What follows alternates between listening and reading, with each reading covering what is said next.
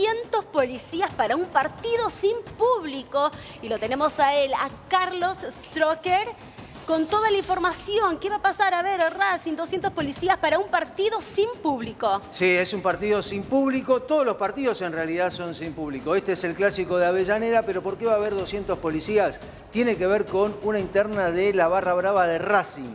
Hay temor porque hay amenazas entre dos sectores de la barra brava de Racing. Debido a esto, sí, la policía va a montar un operativo especial para tratar de evitar un enfrentamiento entre barras propias. Esto tiene que ver con Racing. Partido de hoy a las 21, el clásico de Avellaneda, Racing Independiente. El colmo, Carlos. Es el colmo, sin público. Sin público. Eso pasa Lo acá, máximo que puede haber en una cancha de fútbol, esto tiene que ver con todos los protocolos y tiene que ver, por ejemplo, cuando un club independiente visita a Racing, por ejemplo, puede llevar hasta 100 personas. ¿Quién? El club visitante. Puede llevar hasta, puede haber, adentro de la cancha puede haber 100 personas. Hemos visto gente en las tribunas. No sé si de dónde son. Que No, son son invitados. O sea, son invitados tanto del local como del visitante. Hasta 120 personas adentro de un estadio puede haber. Pero ya hubo partidos donde había más de 250 personas y ahí lo desactivaron. Pero esto, lo de la presencia policial de hoy, tiene que ver con un posible enfrentamiento entre barras de Racing. Hay amenazas entre dos sectores importantes, tiene que ver con lo que sucedió. ¿Se acuerdan con un asesinato en Villa del Parque, en la sede de Racing de Villa del Parque? ¿Se acuerdan? De un chico que asesinaron, que nunca se esclareció de manera clara. O sea, hay detenidos, pero tiene que ver también con esto, con amenazas de dos sectores de la barra brava de Racing. Entonces, hoy, debido a ello, hay inteligencia. Entonces, ¿qué hace la policía? Manda 200 efectivos para tratar de evitar un enfrentamiento. Esto lo paga Racing, obviamente. Claro, el operativo policial siempre lo paga el local. O sea que se pelea la gente de los barras de Racing y le perjudican al club, ¿no? Claro, perjudican al club. Entonces, ¿el club qué tiene que hacer? Bueno, hay amenazas, hay inteligencia policial y debido a eso decir, bueno, vamos a disponer 200 policías para tratar de evitar un enfrentamiento. No hay enfrentamiento prácticamente entre barras de dos clubes distintos, ya no existe más eso. Al no haber público, no. La mayoría de los yo te iba a decir porque no es público, porque... No, porque no hay público, no. Está bien, pero igual la mayoría, si se hace un paneo de los últimos enfrentamientos, la mayoría de los enfrentamientos tienen que ver con disputas de la misma barra. Por negocios, ¿no? Siempre por negocio, siempre por plata y siempre por ilícito.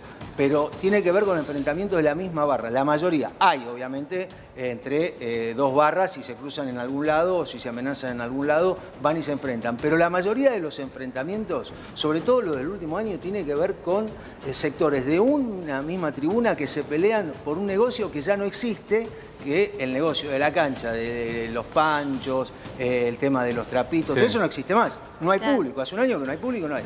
Ahora, hay otros negocios paralelos, después vamos a hablar cuáles son los negocios que tienen las barras bravas en este momento. Bueno, y en lo futbolístico, digamos, ¿cómo llega cada uno? Porque tenemos a Fiora en la casa, que es del rojo. No, en lo futbolístico tiene Vos que sos ver... de Atlanta, vos no tenés nada que ver. Yo no soy de Atlanta, soy de nada yo. Pero no tiene nada que ver. El tema pasa por el COVID.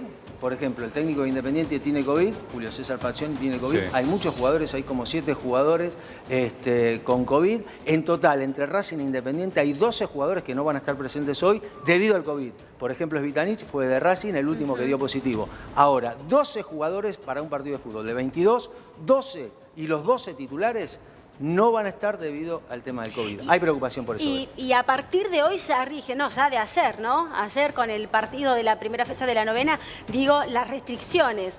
Cada futbolista tiene que llegar con su auto, no tiene que compartir las duchas otra vez. El fútbol argentino vuelve a fase 1. El fútbol vuelve a fase 1. Pero se sigue jugando.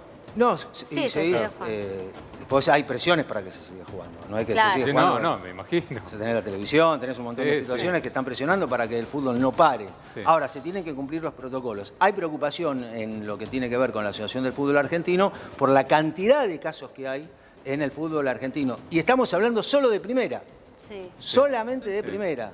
Hay que ver cómo viene el tema del ascenso. Nacional B, Primera C. Es preocupante porque de 22 equipos de fútbol de nuestro país, solamente 7 no registraron, o sea, de 22, 7 no registraron casos de COVID-19. O sea que es el porcentaje muy alto, estamos hablando. Se habla aproximadamente de, en la última semana, en equipos de primera división de más de 100 casos de COVID. Tenés 2 equipos, 12 casos.